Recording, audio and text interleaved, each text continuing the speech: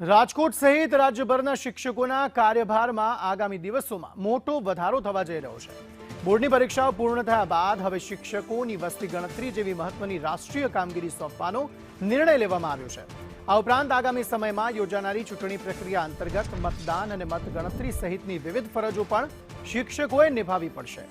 વહીવટી તંત્ર દ્વારા આ અંગેની તમામ પૂર્વ તૈયારીઓ પૂર્ણ કરી લેવામાં આવી છે અને આગામી સપ્તાહથી જ સંબંધિત શિક્ષકોને આ કામગીરી માટેના સત્તાવાર ઓર્ડર ઇસ્યુ કરવામાં આવશે। શૈક્ષણિક કાર્યની સાથે હવે વસ્તી ગણતરી અને ચૂંટણીલક્ષી જવાબદારીઓ સોંપતા શિક્ષકોમાં મિશ્ર પ્રતિસાદ જોવા મળી રહ્યો છે। દિવ્યેશ જોશી આ અંગે વધુ માહિતી સાથે જોડાઈ ગયા છે। દિવ્યેશ, એક તરફ શિક્ષકોનું જે ભારણ છે તે ઘટતું નથી અને અલગ અલગ શૈક્ષણિક સિવાયની અન્ય પ્રવૃત્તિઓ જે છે તે તેમના દ્વારા કરવામાં આવે છે। આ અંગે શું મત પ્રવર્તી રહ્યો છે શિક્ષકોનો?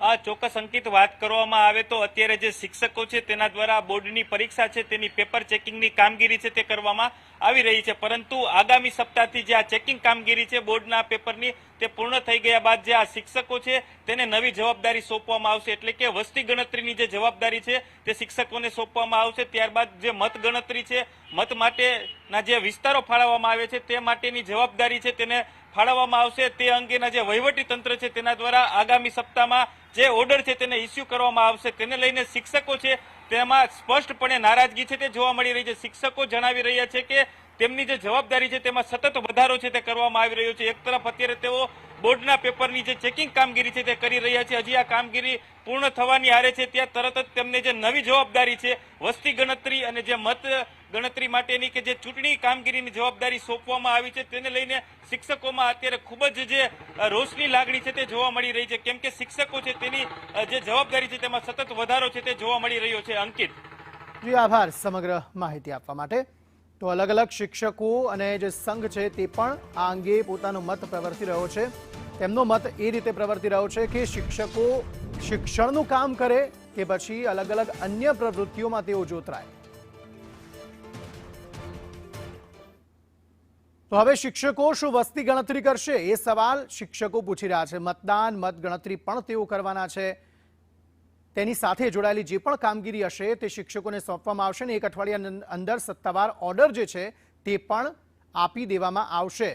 હવે અલગ અલગ કયા કયા કામો શિક્ષકો દ્વારા કરવામાં આવી રહ્યા છે તે જો આપને જણાવી દઈએ તો સુકન્યા યોજનાની જે જવાબદારી છે તે પણ શિક્ષકોને આપવામાં આવી છે। તેનો પ્રચાર કરવાની, જાગૃતિ લાવવાની, તેનો પ્રચાર કરવાની, બેંક ખાતા ખોલાવવાની કામગીરી પણ શિક્ષકો દ્વારા કરાવવામાં આવી રહી છે। એટલે શિક્ષણની સાથે સાથે એટલી બધી જવાબદારીઓ શિક્ષકોને સોંપી દેવામાં આવી જેના કારણે શિક્ષકો ત્રાહિમામ પોકારી ગયા છે। હવે વસ્તી ગણતરીની જવાબદારી પણ જે છે તે શિક્ષકોને સોંપવામાં આવી છે, જેને લઈને હવે શિક્ષકો પોતાનો રોષ પ્રગટ કરી રહ્યા છે। બીએલઓની કામગીરીમાં પણ તેઓ જોતરાયા, બીએલઓની કામગીરી કરાવવામાં આવી, એસઆઈઆરની કામગીરીમાં પણ તેમને અલગ અલગ જગ્યાએ મોકલવામાં આવ્યા હતા, જેની અંદર કેટલાક શિક્ષકો મોતને પણ ભેટ્યા, કેટલાકની તબિયત લથડી ગઈ અને આ મામલે રોષ પણ જોવા મળ્યો હતો। તેવામાં મતદાર યાદી સુધારણાની કામગીરીમાં પણ જે તેમને મોકલવામાં આવ્યા। ત્યારબાદ મતદાર જાગૃતિ અભિયાનની જવાબદારી પણ શિક્ષકોને સોંપવામાં આવી। આટલી બધી જવાબદારીઓ એ ત્યારે નિભાવતા હતા જ્યારે તેમણે છોકરાઓને એટલે કે વિદ્યાર્થીઓને ભણાવવાનું પણ હતું। આધાર કાર્ડની જે જવાબદારી છે તેમાં પણ તેમને મોકલવામાં આવ્યા હતા। આ બધી જવાબદારીઓ વચ્ચે તે બાળકોને કેવી રીતે ભણાવે, વિદ્યાર્થીઓને કેવી રીતે ભણાવે તે એક મોટો સવાલ હતો। શિક્ષકો એ કહી રહ્યા હતા કે આ બધી કામગીરીના લીધે વિદ્યાર્થીઓના ભણતર પર અસર થઈ રહી છે, તેમ છતાં પણ તેમને એ કામો સોંપવામાં આવી રહ્યા હતા અને વધુ એક કામ તેમને હવે સોંપવામાં આવશે।